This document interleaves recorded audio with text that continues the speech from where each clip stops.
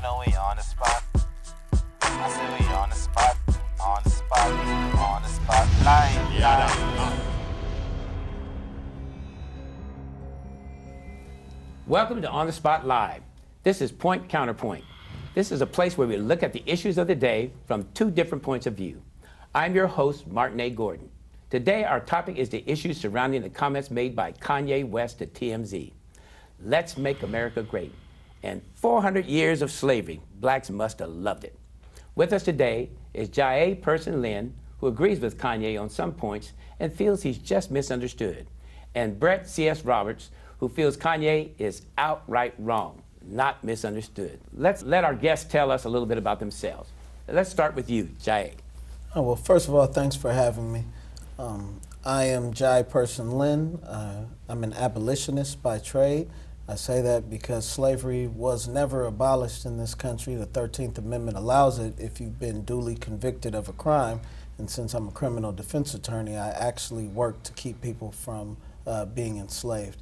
I'm born and raised in Southern California, went to Hampton University for my undergraduate studies in political science and Howard University School of Law to get my law degree, and came back, worked for the public defenders for a little while until I went out on my own just under 5 years ago now, and been supporting myself that way ever since. Thank you. Thank you for being here with us today.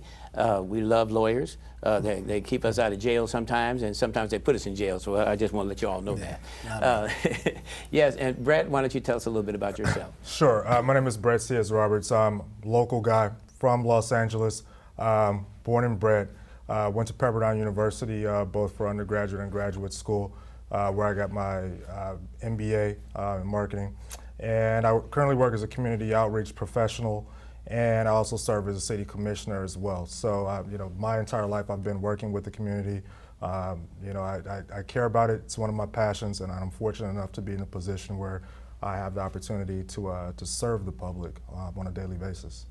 I have one extra question for you. Sure. We all know what attorneys do, whether we like it or not, but an outreach professional. Tell us a little bit more about being an outreach professional. So we're building several major capital projects all throughout the region, and it's my job to ensure that the community knows what's going on, where it's going on, why it's going on. And so I'm essentially the liaison between our community, many of our local elected officials, and the agency that's responsible for those projects. Including jobs.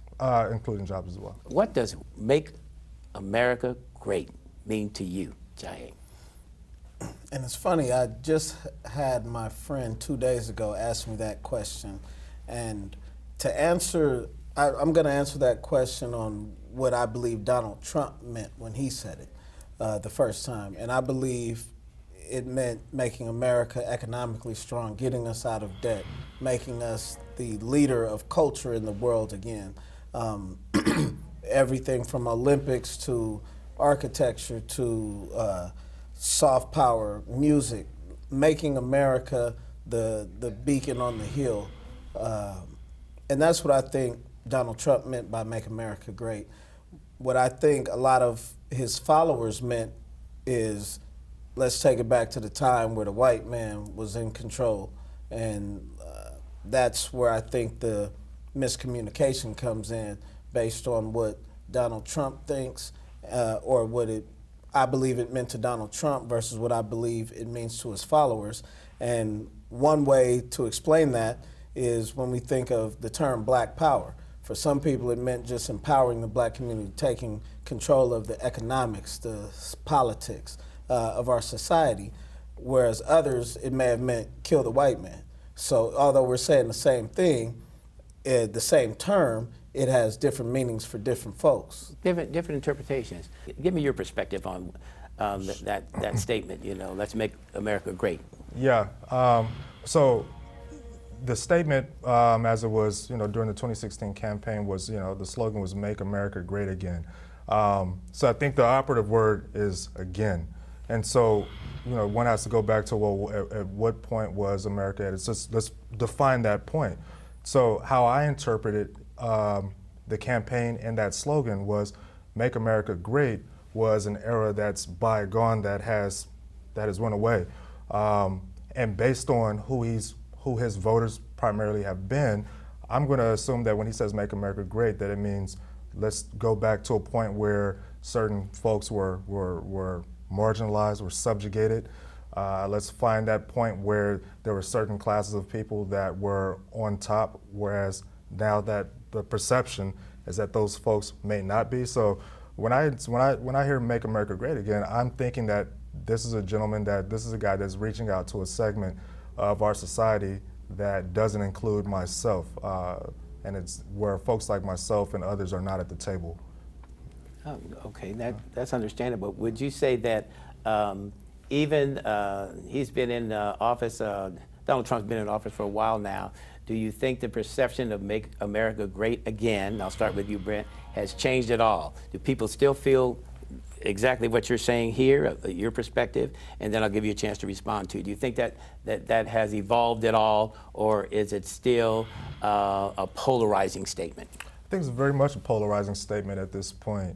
Whereas some people may have evolved slightly on the subject matter, for myself, I feel as though there's a certain baseline, and how I interpreted Make America Great was it was a slogan that was full of, it was code. It was code for let's go back to a certain era again where folks weren't able to sit at the table. And so for myself, that's I can't change. I'm not going to evolve on that. And so for myself, I still view it the same way. Some folks may have come along in different groups, but I would imagine that the overwhelming majority of folks that felt that way or felt similar to myself still feel the same way at this point.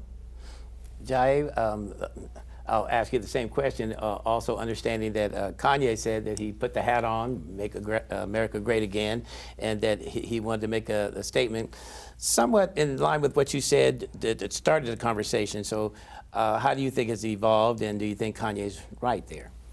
Well, I think it is still very much a polarizing statement. Remember, what I said is how I felt Donald Trump meant it, yes, versus how I felt the people who followed him meant it. Yes.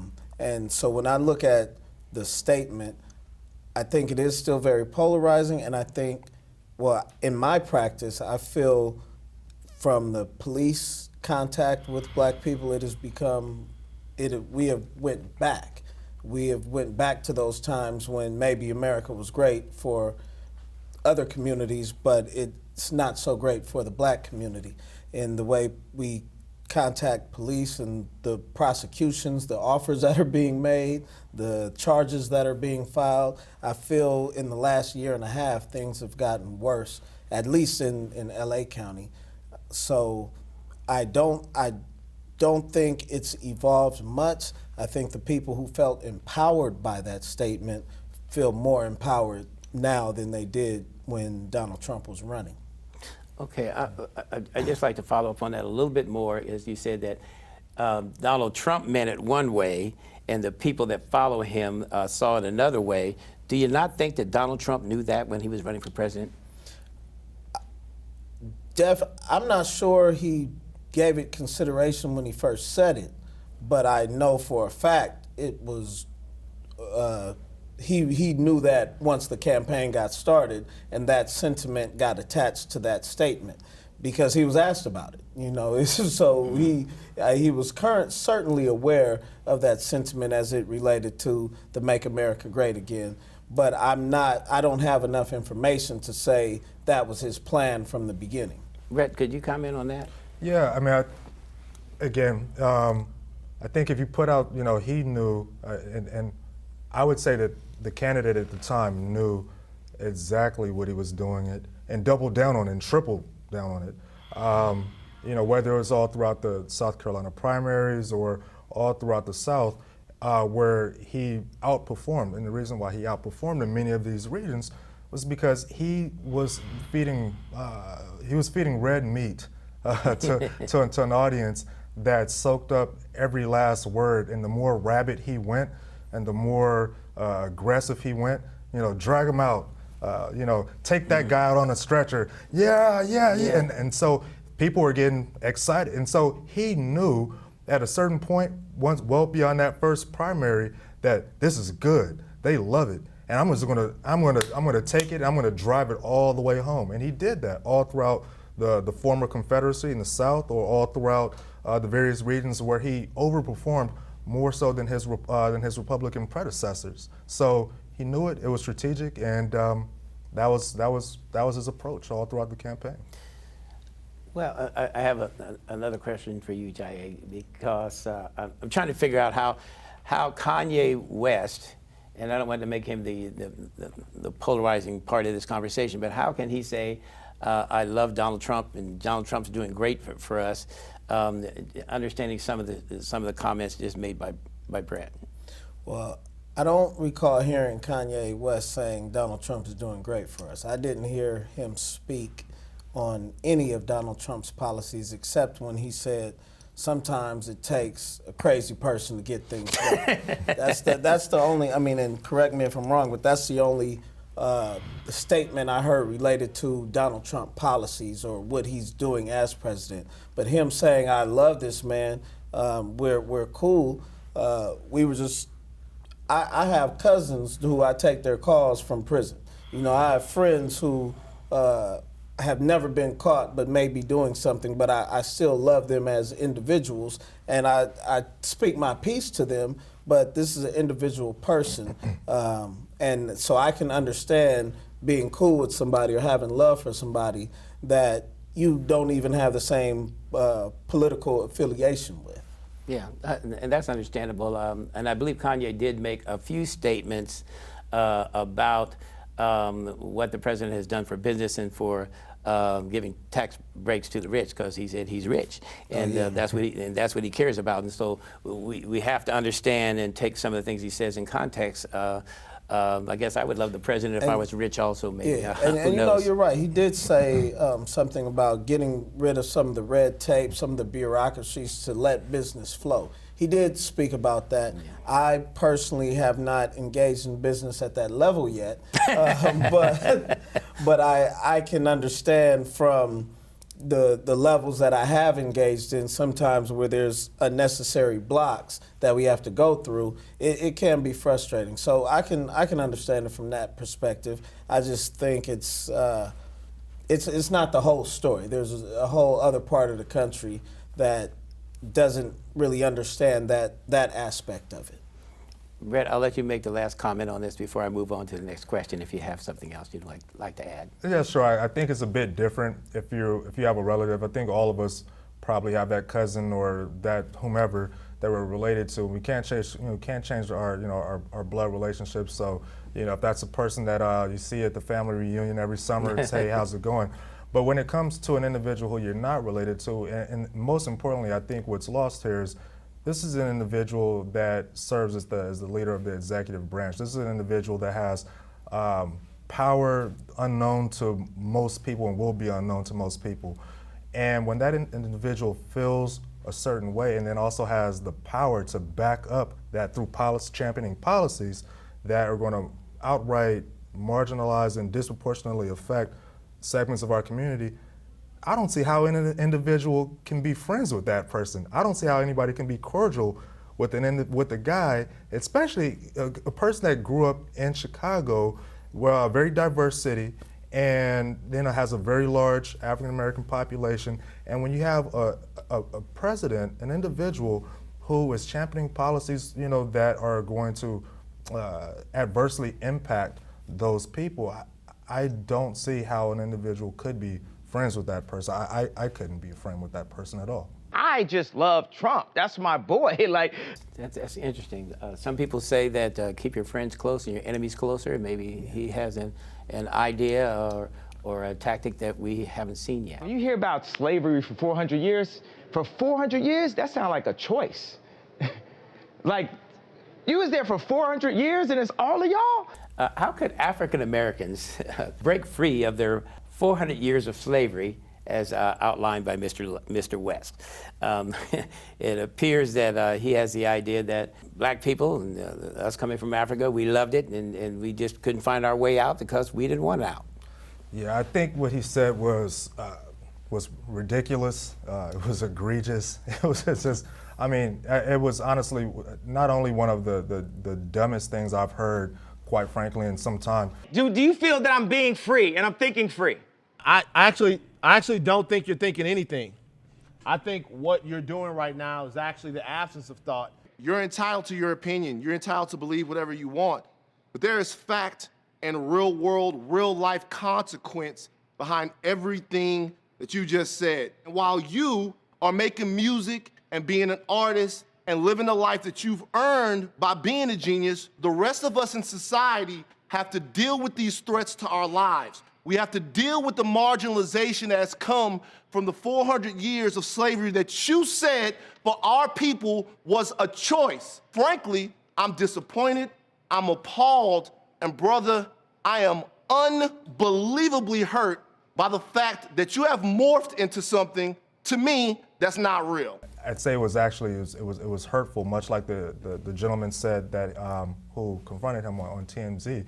I don't know exactly what he's talking about, to be honest with you. He said it's free thought and that slavery was a choice.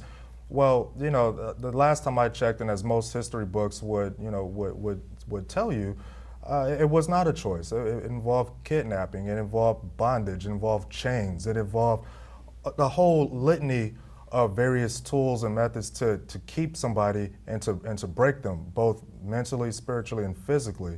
So when I hear an individual that has such a platform like himself say that it was a choice, you know, again, I don't put a lot of stock into what a celebrity says because they're just individuals like ourselves. But what I think is most offensive is that this is a guy that has a platform that has the opportunity to really shape modern culture using his platform, yet he uses it to make clownish, outlandish, ridiculous statements. And I just think it's outright. I think it's shameful. Jaaye, do you have any comment on that? Yeah. Well, I think it's important to be clear on what he said. He said, 400 years, all of y'all? That sounds like a choice to me. Now, when I think of the choice Nat Turner made, when I think of the choice Harriet Tubman made, Denmark Vesey, and we can keep going down the list. I just learned about John Horse. These are people who showed us that it was actually a choice because there was something else you could have done. You could have ran, you could have committed suicide, you could have fought back. Now, if we are going to not accept death as a choice, then yes, there wasn't a choice. But anyone who isn't prepared to die isn't prepared to be free. And that's what a champion of nonviolence, Dr. King, said. That's his philosophy. So I think technically, was it a choice? What would have happened if all the slaves said, no, I'm not working? They would have killed them all, or they would have negotiated with them somehow to get them to work on terms that they liked. Now, what I do understand about the statement is that the way it was made, he didn't finish his thought in that moment. I don't know whether he had the opportunity to or not, but either way, he did not finish the thought. He later did on Twitter, but I understand how it can be taken in the way that Brett expressed, but I think that's unfair to the man Kanye West, who has stood up for the black community since the beginning of his career, has always stood for the black community. You can go back, listen to every lyric, every interview. In no way is this man an enemy of the black community. This is a man who basically said, I think a different way of saying what he said is what I've heard my whole life. I couldn't be no slave. They would have had to kill me. We've heard people say that all the time, and nobody says that we're disrespecting the ancestors when we said that, when people say that statement. So I don't see how now when he says it sounds, he didn't say it was a choice. He said it sounds like, and we can understand that this means to him. It sounds like a choice to him based off his way of thinking that I don't think is any way Kanye West would have just stayed a slave in that time frame. So that's what I really want people to understand is that it was a choice. They chose to live, but what I also want people to understand is it's a choice that I'm happy my ancestors made so I can be here today. And there was various reasons for that choice. Some of it was because they were just afraid and didn't have the courage. Some of it was they looked at it strategically and said, we can't win this fight, so I'm gonna just stay alive until one day we are in a position to win this fight.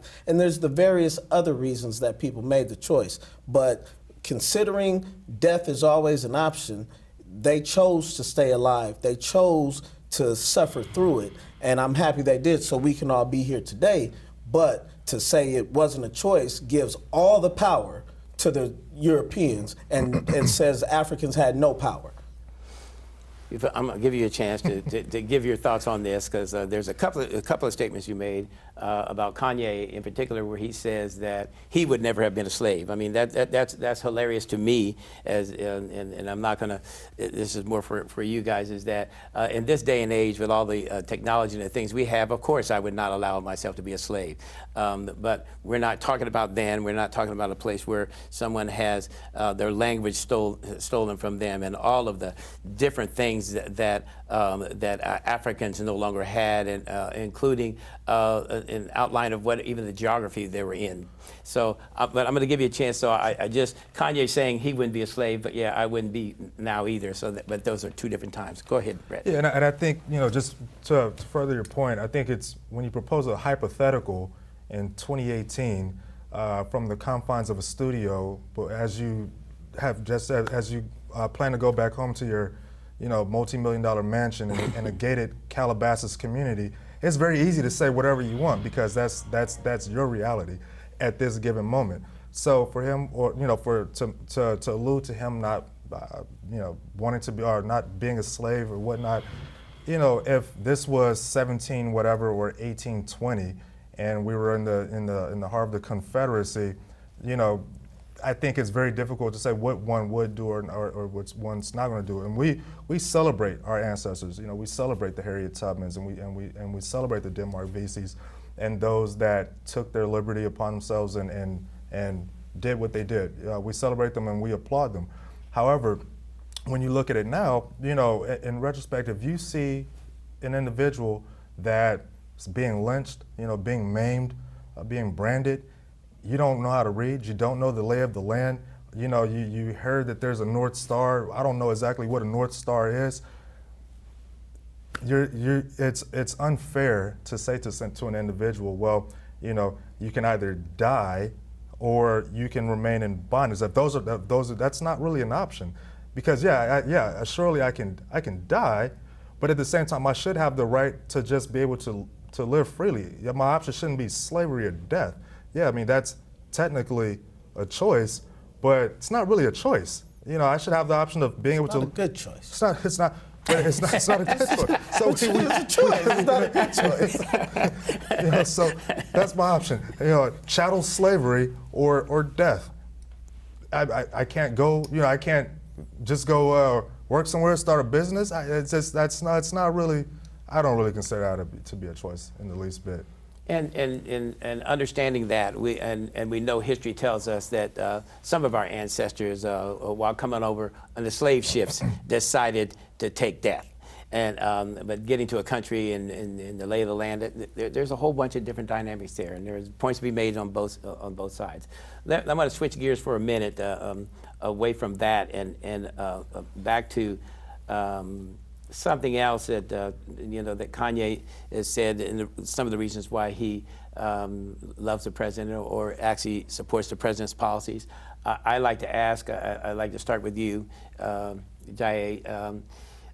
What are Trump's policies? How are they helping people in our community, people of color in particular?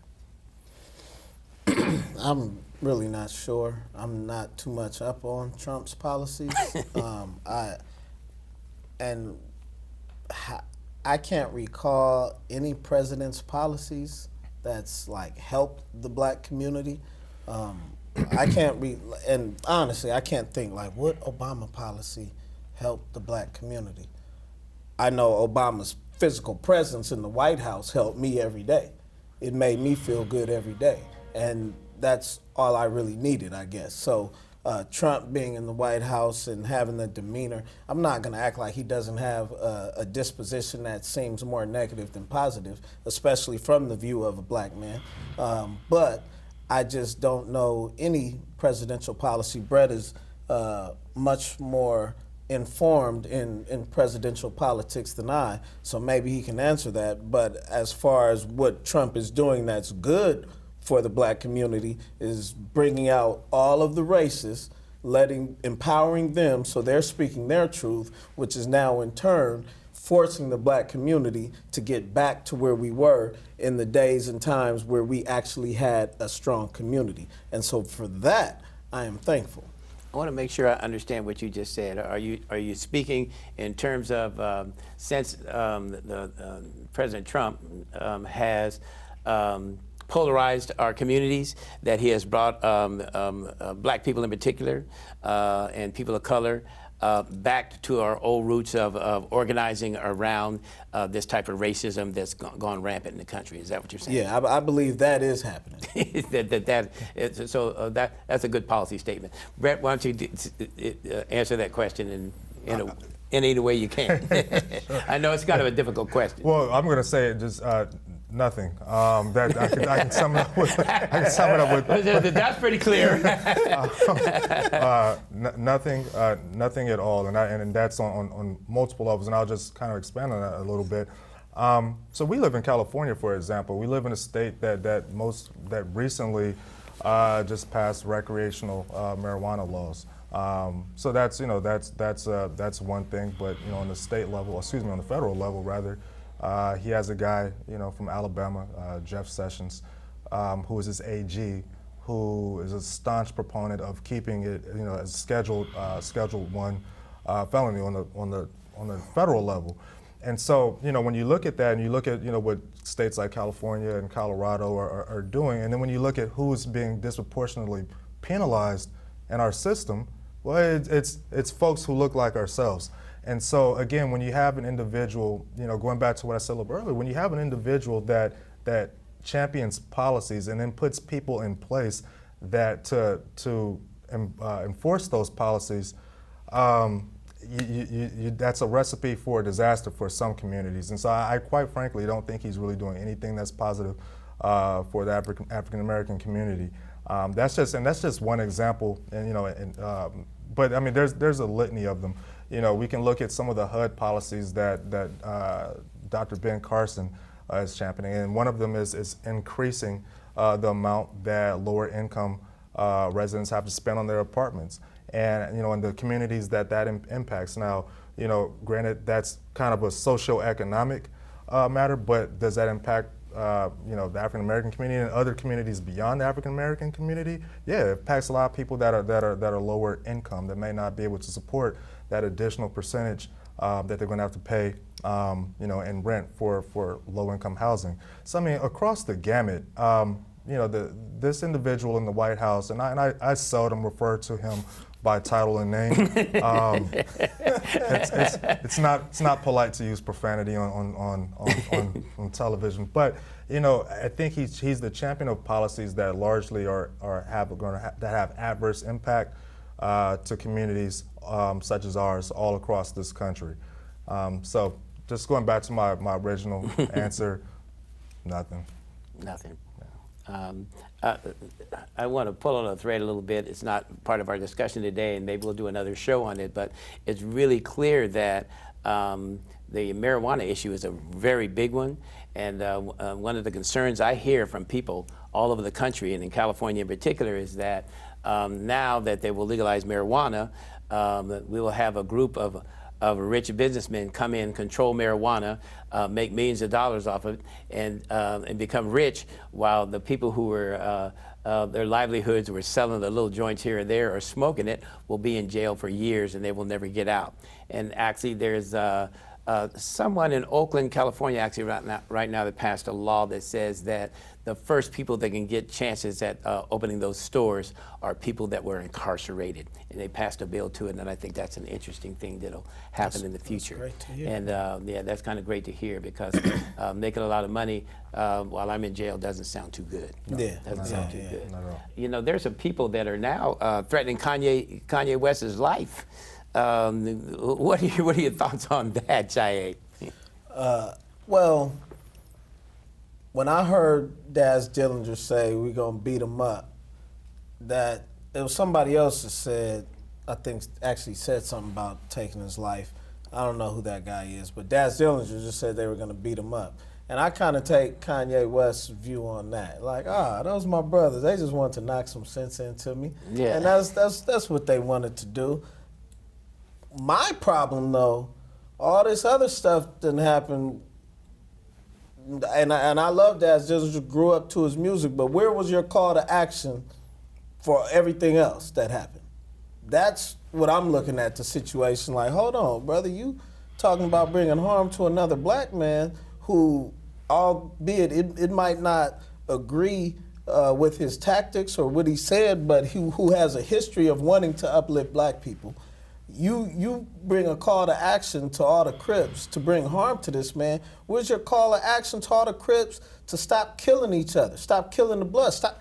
Crips kill Crips as much as Bloods kill Crips. So where's the call to action for that? That's where my issue is, and I'm not one of the big old, black on black crime and this. No, I'm not one of those people, but I am one of those people that say, I did not see your call to action, Daz Dillinger, to say, hey, all you young dudes, all the young Crips, get up off these streets, stop running to the chains. Do y'all realize slavery is still legal in this country? And you guys are doing things that have you running to the chains that our ancestors suffered through. Stop that. Go become a plumber. Go become a roofer. Go do something that'll keep you out of those chains. I didn't see that call to action. I saw a call to action saying, let's beat up somebody for showing love to somebody. Any thoughts on that? Yeah, I mean, I actually don't disagree with that at all. Again, when it comes down to, individuals that have platforms, you would hope that they would have a certain amount of civic responsibility in using those platforms responsibly. So, I mean, calling for, the assault of an individual because they see things differently from you, and that I take issue with that, of course. And much to Jaaye's point, yeah, if you're influential enough to where, folks are actually going to go back and take a look at your Twitter and, and to actually repeat that in the news, then perhaps you can use it a little bit more responsibly. Like you said, there are programs. There's a lot of different things that Daz Dillinger and his affiliates are historically known for and involved with, and perhaps that might be an opportunity for himself to to reach out and deliver a little bit of a positive message, because there's a lot of issues that him and many of his associates and those who he affiliates with need to work out prior to looking at someone else.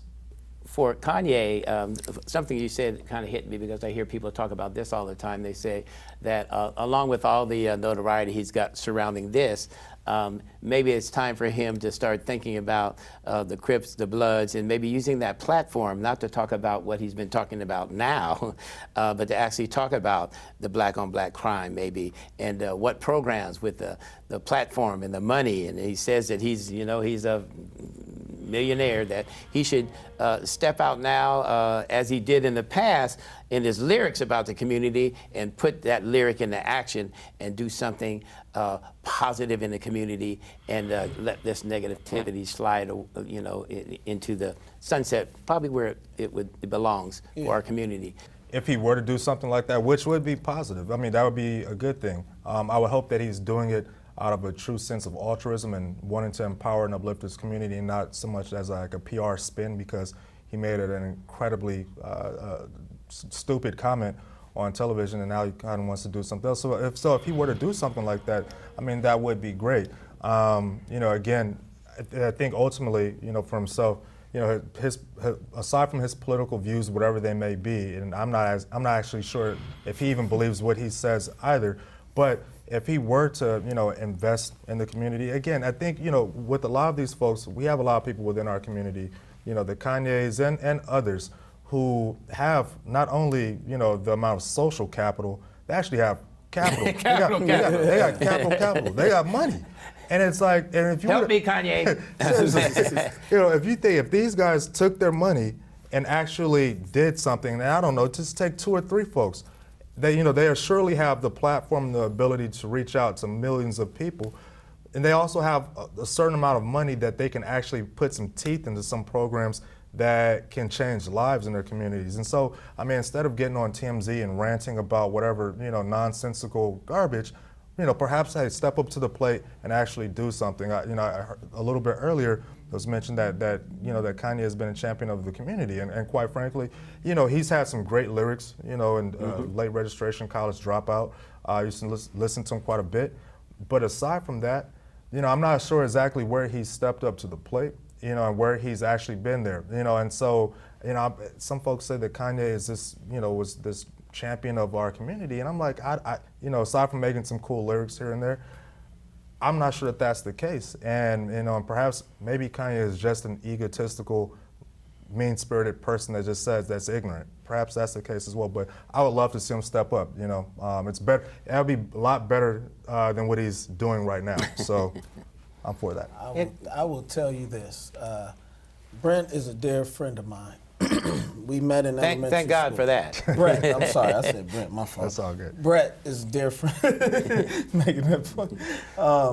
But we met in elementary school, and if you saw us in high school, we were braids, we were doing the thing, and why? Why were we doing that, Brett? Because hip hop, you had to be hard, and we wanted to show people. I don't know what he's talking about. Okay, plead the fifth. But when we look at that scenario on why Kanye was a champion for our community, because the college-bound guys, that college was our hustle. Some of us, I know it's a partner of mine that retired at 38 from being a plumber, and he's legit. His business is still going. His brothers and his parents work in his business, but college was our best ticket based on our talents, right? So what Kanye did for us was now make it cool to be us without having to be a gangster as well. Because we did the work. You got into Pepperdine, I got into Hampton. But we still wanted people to know we weren't punks. And so Kanye finally made it okay to just be ourselves, maybe be a little preppy and whatnot. Now we can sit here in these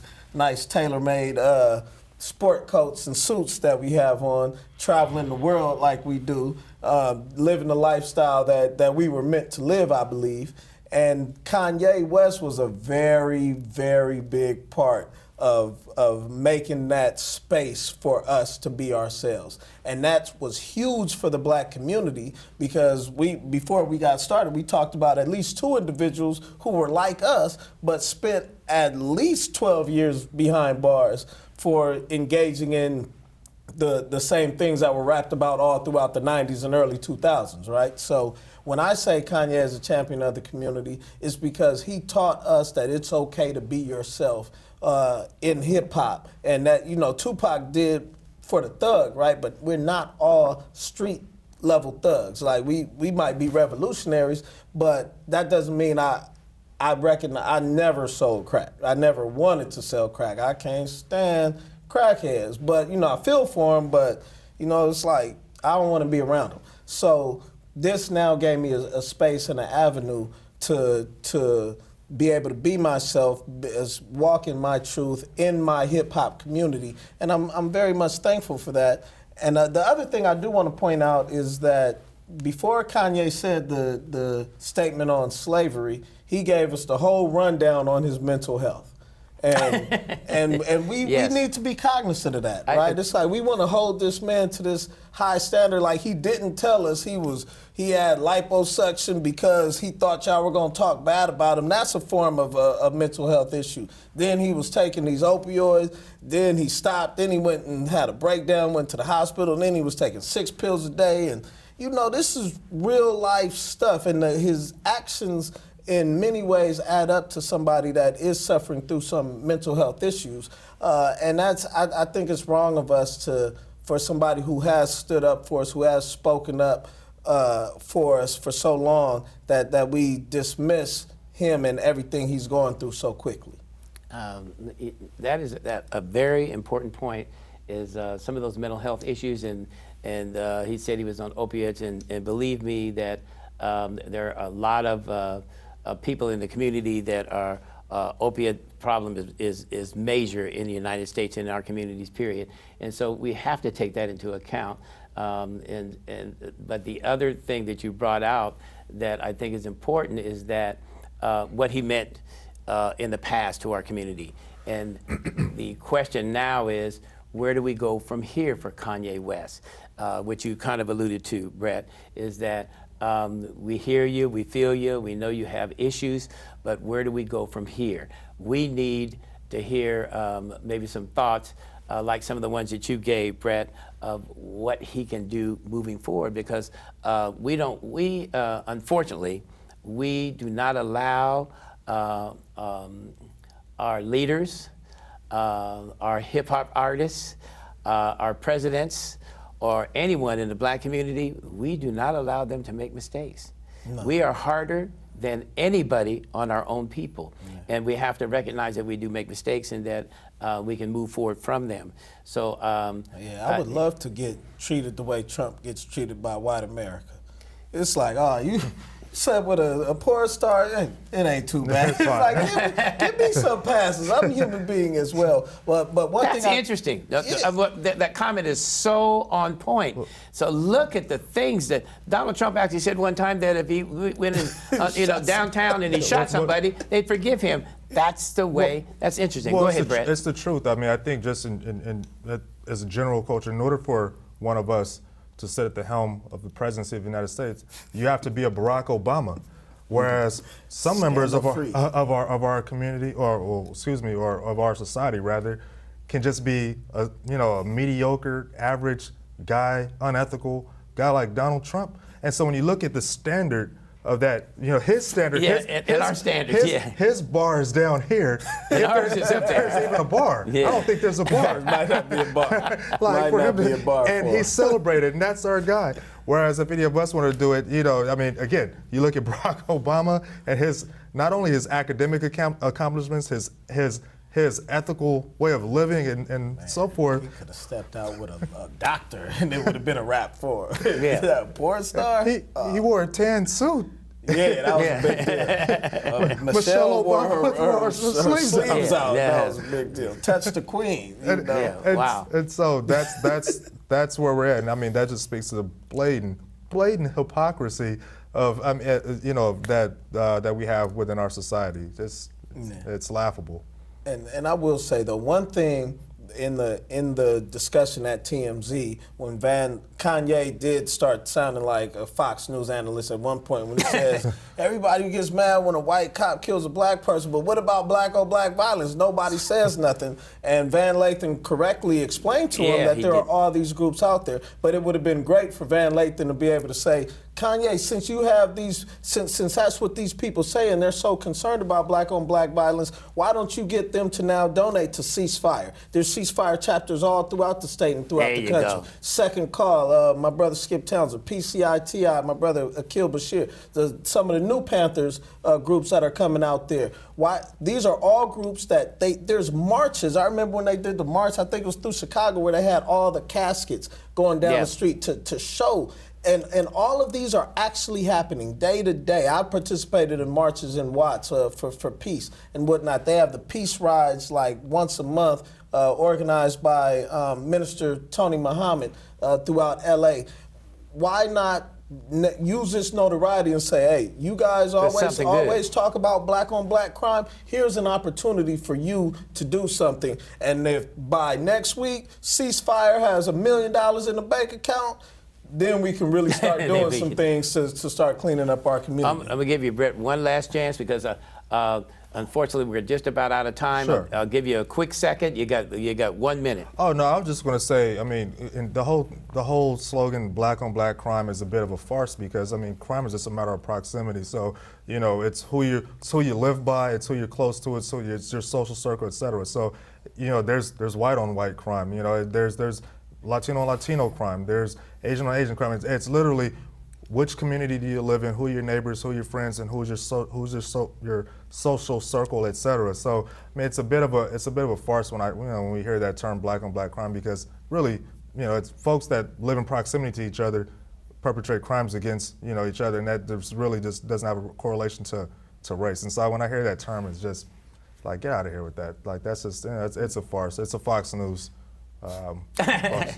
Listen, I'm sorry, my producer is telling me that we're out of time.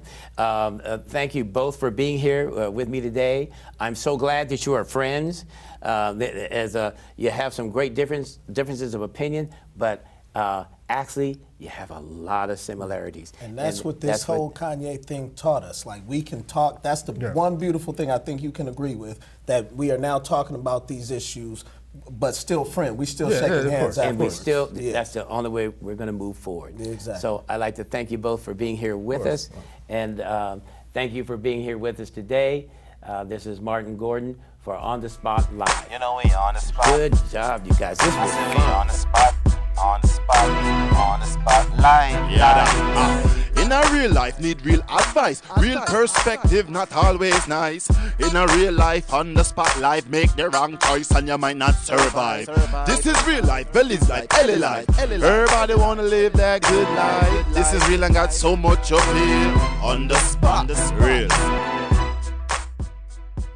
What makes it fun is that it's as you start to think and you talk, you know, it educates you and makes you rethink everything that you've said and everything you've done. And if we, hopefully, when this gets out, you know, to everybody else, because that's what I was telling you at first. This is what this is about. So people will go like, oh, what happened? What happened? What was this? What was that? It makes people think. Make sure you visit On the Spot Live at YouTube, Facebook, or our website for updates and more information.